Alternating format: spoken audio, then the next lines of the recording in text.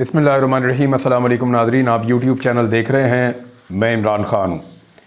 Jail में बैठे हुए एक आदमी का इतना खौफ है हुकूमत को कि एक स्टेटमेंट मैं अभी आपको सुनाऊंगा वज़ीर कानून का, उससे आपको आइडिया हो जाएगा कि वो इमरान ख़ान जिसका नाम पाकिस्तान के मीडिया पर लेना मना है, जिसकी तस्वीर नहीं दिखाई जा सकती, वो आज भी हुकूमत के आसाब पर कितना सवार है।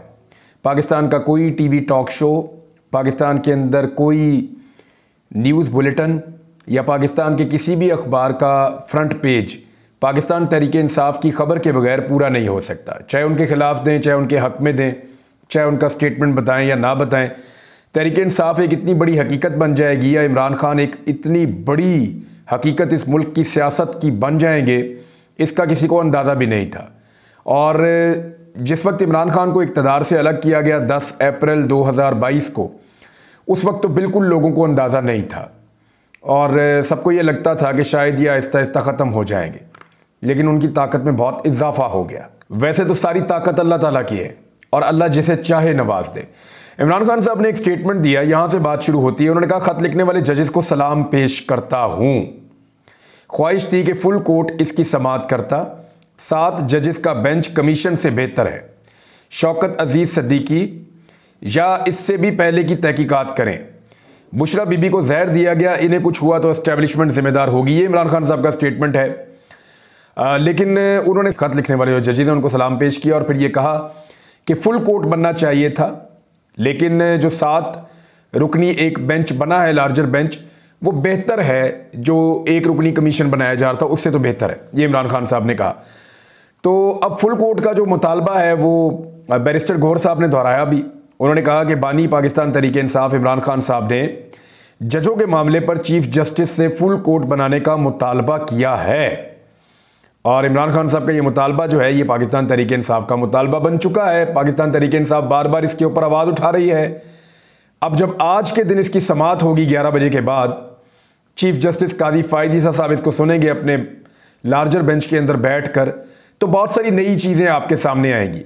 एक तो नुक्ता उठाया जाएगा कि ये इस्लामाबाद हाई कोर्ट में जजेस को जो लेटर मौसूल हुए, जिनके अंदर एक मखसूस किस्म का मशकूक पाउडर मौजूद था, जिसके बारे में कवी राय ये है कि शायद वो एंथ्राक्स का एक पाउडर है। ये एक आप इसको बायोलॉजिकल वेपन भी कह सकते हैं। 2001 में ये अमेरिका के अंदर डाक के ज़रिए पहुंचाया गया था कई लोगों तक। उनमें बहुत सारे लोगों को एलर्जीज हो गई थी और 5 लोग उससे मर भी गए थे उस वक्त।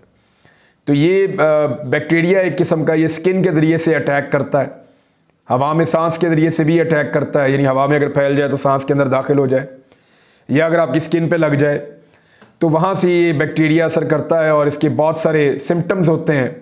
अगर इसका प्रॉपर इलाज करके एंटीबॉडीज़ ना बनाई जाएँ तो इंसान की जान जा सकती है। ये बड़ा ख़तरनाक हथियार है, बायोलॉजिकल वेपन इसको कहते हैं। बहरहाल ये वो है या नहीं, इसके ऊपर तहकीकात हो रही हैं, लेकिन कभी इम्कानात हैं और लोग ये बात कर रहे हैं कि शायद ये वही हथियार है जो जजेस को भेजा गया है लेटर्स के अंदर। इसमें डराने वाला एक निशान भी मौजूद है, यानी ये जो दरख्वास्त गुजार करके एक खातून का नाम लिखा हुआ है, रेशम खातून और वकार हुसैन, लेकिन मुख्तलिफ जजेस के नाम के ऊपर ये भेजा गया। 8 जजेस हैं इस्लामाबाद हाई कोर्ट के, उनके नाम के ऊपर ये लेटर मौसूल होता है, लेकिन उसके साथ एक निशान भी मौजूद है जो खौफजदा करने वाला, डराने वाला, धमकी आमेज एक निशान है। और ये निशान आप देख सकते हैं अपनी स्क्रीन पे, ये इस तरह का निशान है। इस्लामाबाद हाई कोर्ट के जजेस को धमकी आमेज खत मौसूल होने का एक मुकदमा भी दर्ज कर लिया गया है। अब कल इसके ऊपर इमरान खान साहब का जब भी स्टेटमेंट आएगा वो भी इसके ऊपर अपनी राय ज़रूर देंगे, लेकिन सुप्रीम कोर्ट ऑफ पाकिस्तान में जब आज ये केस लगेगा तो इस केस के अंदर ज़रूर इस मामले को, इसकी निशानदेही की जाएगी। कुछ लोग ये कह रहे हैं कि ये मौजूदा सूरत-ए-हाल से फ़ायदा उठाने के लिए किसी तीसरे फरीक की साजिश है। कुछ लोग जो है वो ये कह रहे हैं कि इस मामले को फ्लेयर अप करने की एक साजिश है, जजेस के ख़त के मामले को, इसको और भड़काने की एक साजिश है। कुछ लोग ये कह रहे हैं कि जजेस को धमकाने की एक ये साजिश है। और कुछ लोग सोशल मीडिया पे ये बात ज़रूर कर रहे हैं और बड़े वसूख के साथ कर रहे हैं कि इस सारे मामले को तवज्जो हटाने के लिए या इसको एक नया रुख देने के लिए ये एक हरकत की गई है। अब डिपेंड करता है कि आज सुप्रीम कोर्ट ऑफ पाकिस्तान इस मामले को कितना उठाती है। अगर सुप्रीम कोर्ट ऑफ पाकिस्तान इस मामले को ज़्यादा उठाती है और इसी मामले के ऊपर ज़्यादा स्टिक रहती है तो एक नई सिचुएशन बनेगी और आपको अंदाज़ा करना आसान हो जाएगा कि एक्चुअली ये कैसे हुआ और सुप्रीम कोर्ट इसको कैसे देख रही है। इसके ऊपर इंक्वायरी भी होनी चाहिए। पाकिस्तान तहरीक इंसाफ ने इसके ऊपर एक मौक़िफ़ ले लिया है। धमकी अमेज़ खतूत का मकसद जजेस को जुडिशल काउंसिल में भेजी गई शिकायत से पीछे हटाना है। यानी जो 6 जजेस ने शिकायत लिखकर जुडिशल काउंसिल को भेजी है उसके ऊपर यह मौक़िफ़ लिया पाकिस्तान तहरीक इंसाफ ने कि ये जो ख़त भेजा गया है धमकी अमेज़, इसका मकसद सिर्फ ये है कि जजेस को धमकाया जाए और उन्हें सुप्रीम जुडिशल काउंसिल को भिजवाए गए ख़त से दस्तबरदार करवा दिया जाए। ये पाकिस्तान तहरीक इंसाफ के तर्जुमान ने मौक़िफ़ दिया है। और साथ ही उन्होंने कहा कि इस्लामाबाद हाई कोर्ट के ख़त तहरीर करने वाले 6 जजेस और उनके अहले खाना की सलामती के लिए खसूसी इक़दामात फौरी तौर पर उठाए जाएं। और साथ ही उन्होंने ये कहा कि इन खतूत की तरसील के बाद अदलिया में मुदाखलत के मामले की फैसला कुन तहकीकात और कार्रवाई की ज़रूरत कई गुना बढ़ गई है। एलामिया में यह भी कहा गया कि मुदाखलत और बदमाशी के मौसर तदारुक और अदलिया को ऐसे ख़तरात से महफूज बनाने के लिए चीफ जस्टिस ऑफ पाकिस्तान मामले को बिला ताखीर फुल कोर्ट के सपुर्द करेंगे। इमरान खान साहब का वही वाला मुतालबा है। अच्छा, अब इमरान खान साहब ने जब कहा जजेस के बारे में कि मैं इन जजेस को सलाम पेश करता हूं तो हुकूमत का फिर रद्द अमल उसके ऊपर आया। वजीर कानून कहते हैं कि जजेस मामले पर इमरान खान का बयान सुप्रीम कोर्ट अज खुद नोटिस को सियासत की नज़र करने की मजमूम कोशिश है। मामला यह है वजीर कानून साहब के सुप्रीम कोर्ट ऑफ पाकिस्तान ने तो अज खुद नोटिस लिया तब जब हालात हाथ से निकल गए, वरना आपकी हुकूमत ने और आपने सुप्रीम कोर्ट ऑफ पाकिस्तान के जजेस के साथ मिलकर एक मीटिंग की और वहां पे इस मामले पर मट्टी डालने के लिए एक रुकनी टुथलेस किस्म का एक ऐसा कमीशन बना दिया था जिससे कभी इंसाफ की तवक्को नहीं की जा सकती थी। लेकिन वो कमीशन खुद ही खत्म हो गया क्योंकि तसद्दुक जिलानी साहब को समझ आ गई कि इसमें से निकल जाना चाहिए। वो उसमें से निकल गए। उनका फैमिली का प्रेशर भी था और उनके करीबी साथियों ने उनको यही मशवरा दिया कि आप इसमें से निकलें भाई, इसके अंदर खाया पिया कुछ नहीं तो गिलास तोड़ा 12 आना, तो इस पे हालात आपके लिए मुश्किल हो जाएंगे, आप इसमें से निकल जाएं, आप कुछ कर भी नहीं पाएंगे और बदनामी भी अपने सर ले लेंगे। लिहाजा वो इसमें से निकल गए। सबसे पहले इसको पॉलिटिसाइज किया गवर्नमेंट ने, इसके ऊपर मट्टी डालने की कोशिश की। लेकिन एक बात बड़ी अहम है कि इमरान खान जेल में बैठा हुआ है। जेल में बैठे हुए आदमी का एक जुमला या उसका एक सेंटेंस या किसी एक चीज के ऊपर एक छोटा सा मौकिफ वो आज भी कितना रेलिवेंट है कि पूरी हुकूमत और उसकी बुनियादें हिल जाती हैं। मुल्क का पूरा निज़ाम लड़स जाता है उस आदमी के एक जुमला बोलने पर या एक मौकिफ लेने के ऊपर। यहां से आप अंदाजा कीजिए कि यह आदमी पाकिस्तान की सियासत में कितना रेलिवेंट हो चुका है। 8 फरवरी ने जो इस मुल्क को शेक किया, इस पूरे मुल्क के निज़ाम की बुनियादें हिलाकर रख दी हैं 8 फरवरी ने, उसे कोई कभी भूल नहीं पाएगा। इमरान खान को हुकूमत तो नहीं दी गई, लेकिन सब ये जानते हैं कि उससे हुकूमत छीनी गई है और एक्चुअली हुकूमत पर उसका हक है। तो अब उससे खाइफ रहेंगे सब, उसके एक एक जुमले से डरेंगे और ये चीजें होती रहेंगी। हम इन चीजों को देखते रहेंगे आने वाले दिनों में भी। इमरान खान साहब के ऊपर 4 मुकदमात हैं इस वक्त। मैं आपको क्लियर कर दूं, जो वो 4 मुकदमात से निकलते हैं तो वो बाहर आ जाते हैं। एक तो खत्म हो गया तोशा खाना वाला, और इद्दत में निकाह वाला भी आप खत्म समझें। 2 मुकदमात तो उड़ गए। अलकादर ट्रस्ट वाले मुकदमे में मैं आपको एक चीज बताना चाहता हूं। उसके अंदर एक स्टेटमेंट है जो बैरिस्टर गौर साहब ने दिया है, और क्योंकि वो इन केसेस को देख रहे हैं तो उन्होंने कहा कि 190 मिलियन पाउंड में जो केस बनाया गया अलकादर ट्रस्ट का, इसमें गवाहान ने तस्लीम किया है कि चेयरमैन पाकिस्तान तहरीक इंसाफ जो बानी पीटीआई हैं इमरान खान साहब और बुशरा बीबी, इन्होंने कोई फायदा नहीं लिया। यानी जो गवाहान हैं जिनको पेश किया गया इस मुकदमे में, उन्होंने खुद आकर इंकशाफ किया कि इन्होंने कोई माली फायदा नहीं लिया। तोशा खाना में भी तस्लीम कर लिया गया कि बानी पीटीआई का केस बेबुनियाद है। अब उन्होंने कहा जी, खुद गवाह आके बता रहे हैं कि किसी किस्म का इनके ऊपर केस नहीं है, लिहाजा ये केस भी अब आप समझेंगे खत्म हो जाएगा। क्योंकि अलकादर का ट्रस्ट का जो केस है ना वो बहुत ही अजीब है। जमीन वहीं पे मौजूद है, ट्रस्ट वहीं पे मौजूद है, सारा कुछ अपनी जगह पे मौजूद है। 1 रुपया ना किसी ने अकाउंट में निकाला और ना कहीं इस्तेमाल किया, कोई उसका बेनिफिशियरी है ही नहीं। तो उसके अंदर तो कोई अगर फायदा उठाएगा तो किसी के ऊपर मुकदमा बनेगा ना। तो अलकादर ट्रस्ट वाला केस भी उड़ जाएगा। रह गया बाकी एक केस, और ये जो एक केस बाकी बचा है ये साइफर वाला मुकदमा है।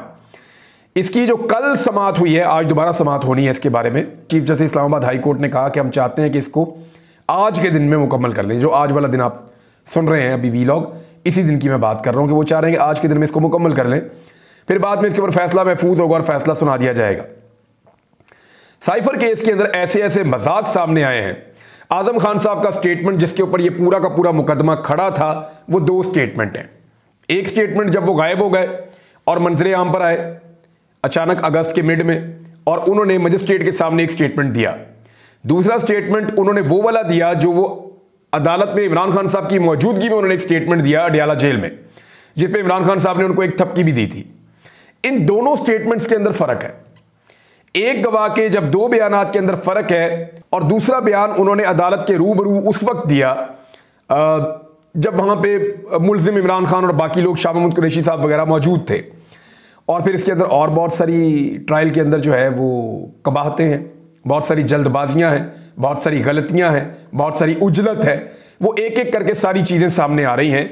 और सलमान सफदर साहब को जिस तरह उन्होंने ये मुकदमा लड़ा है, यानी मेरे ख्याल में सलमान सफदर साहब ने बहुत बड़े बड़े मुकदमात लड़े होंगे अपनी लाइफ में, बड़े मकबूल वकील हैं, पाकिस्तान के जो टॉप के चंद वकला हैं उनमें इनका शुमार होता है, बड़े शानदार वकील हैं। लेकिन उन्होंने जो अपनी वकालत की एक एक्सट्रीम है वो इस केस के अंदर अप्लाई की है साइफर वाले मुकदमे में, और जैसे उन्होंने इस केस को उड़ाकर रख दिया है, मुझे नहीं लगता कि अदालत किसी भी सूरत इमरान खान साहब को इसमें सजा दे सकती है। अब ये केस में इमरान खान साहब फारिग होते हैं तो फिर वो घर आ सकते हैं। अब बहुत मुमकिन है कि ईद से पहले उनकी रिहाई हो जाए, क्योंकि बहुत सारे वकला इसका दावा भी कर रहे हैं कि ईद से पहले इमरान खान साहब अपने घर आ जाएंगे। लेकिन अगर ईद से पहले इमरान खान साहब अपने घर नहीं आते तो फिर भी ये चारों केसेस खत्म हो जाएंगे। फिर सिर्फ लिंगर ऑन करना है, फिर सिर्फ लटका कर रखना है कि किसी तरह भी पाकिस्तान तहरीक इंसाफ के बानी चेयरमैन इमरान खान को ज्यादा टाइम तक जेल के अंदर रखा जाए। तो फिर इमरान खान साहब की अपनी असेसमेंट है कि कब तक निज़ाम उनको अंदर रखना चाहता है। वो कहते हैं कि 5-6 महीने भी लग सकते हैं, मैक्सिमम मुझे इतना अंदर रखा जा सकता है, और उसके लिए वो ज़हनी तौर पे तैयार है। उन्हें किसी किस्म की प्रॉब्लम नहीं है। वो कहते हैं खैर है, अगर रहना भी पड़े तो मैं रह लूंगा जेल में। सेनेट का इलेक्शन जनाब मुकम्मल कर लिया गया है। खैबर पख्तूनख्वा की 11 सीटें जो है वहां पे इलेक्शन नहीं हो सका, बाकी जगहों पे इलेक्शन करवा लिया गया है।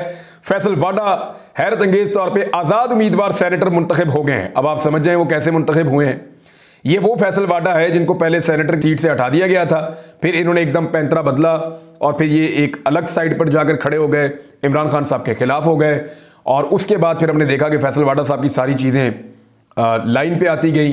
फिर फैसल वाडा साहब आज़ाद खड़े होते हैं सेनेटर के लिए, और उसके बाद वो सेनेटर बन भी जाते हैं। तो ये इस तरह जादू पाकिस्तान में होता है। फैसल वाडा साहब को बहुत मुबारक हो कि एक जादू से वो सेनेटर बन गए हैं। दूसरी जानिब एक जो बड़ी तहरीक पाकिस्तान तहरीक इंसाफ तैयार कर रही है, ये सियासी जमातों के साथ जो एक ग्रैंड अलायंस तश्कील दिया जा रहा है, जिसके बारे में मैं चंद दिनों से आपको बता रहा हूँ। इसमें महमूद अचकज़ई सरबराह होंगे पाकिस्तान तहरीक इंसाफ की जानिब से। ये इनकी ये हो चुकी है मुशावरत आपस में। ये एक ग्रैंड अलायंस बनाया जा रहा है। इसमें बहुत सारी जमातें इंटीरियर सिंध की शामिल होंगी, बलूचिस्तान की जमातें इसके अंदर शामिल होंगी, और अपोजिशन की 5 जमातों का ग्रैंड अलायंस के हवाले से इजलास हुआ था, जिसमें जमात इस्लामी से लियाकत बलोच थे, पख्तूनख्वा मिली अवामी पार्टी के महमूद अचकज़ई थे, बलूचिस्तान नेशनल पार्टी के अख्तर बेंगल थे, तहरीक इंसाफ के चेयरमैन गौहर खान थे, मजलिस वहदतुल मुस्लिमीन के सरबराह अल्लामा राजा नासिर अब्बास भी इसमें शरीक थे। और अब जो है वो एक अलायंस बनाया जा रहा है। इंटीरियर सिंध की कुछ पार्टियां हैं वो भी इसके अंदर शामिल हो जाएंगी। तो आने वाले दिनों में हुकूमत के लिए एक एहतजाजी तहरीक का सामना करना लाज़िम मलज़ूम है। अली अमीन गंडापुर ने एक मरतबा फिर क्लियर किया है कि हमारी जो मखसूस नशिस्तें हैं उस पर किसी और को नाजायज़ तौर पर हलफ नहीं लेने देंगे। ये बहुत क्लियरली उन्होंने कहा। और इसके अलावा जो है वो अगर वो हलफ नहीं लेने देंगे तो उसी से मशरूत कर दिया गया है सेनेट इलेक्शन खैबर पख्तूनख्वा। कुछ लोग कह रहे हैं कि मुराद सईद का रास्ता रोका जा रहा है। मुराद सईद जो है वो वहाँ प्रायोरिटी पे है। अगर जब भी इलेक्शन होगा मुराद सईद सेनेटर बन जाएंगे और वो आकर हलफ भी उठाएंगे, लेकिन उनके लिए इतना आसान नहीं है कि वो इस्लामाबाद में आए और गिरफ्तारी को अवॉइड कर सकें, क्योंकि वो उन लोगों में शामिल हैं जिनको गिरफ्तार करने के लिए सबसे ज्यादा कोशिश की गई है। चीफ जस्टिस ऑफ पाकिस्तान का कल का एक स्टेटमेंट मैं आपको जरूर बता दूं। उन्होंने कहा मुतीउल्लाह जान के केस में कुछ नहीं करती हुकूमत तो ऐसा हुक्म देंगे जो पसंद नहीं आएगा। प्रेस एसोसिएशन के वकील बैरिस्टर सलाउद्दीन ने कहा कि केस में कुछ भी अर्जेंट नहीं है। इस पर चीफ जस्टिस ने दरियाफ्त किया कि बैरिस्टर हैदर वईद कहाँ हैं।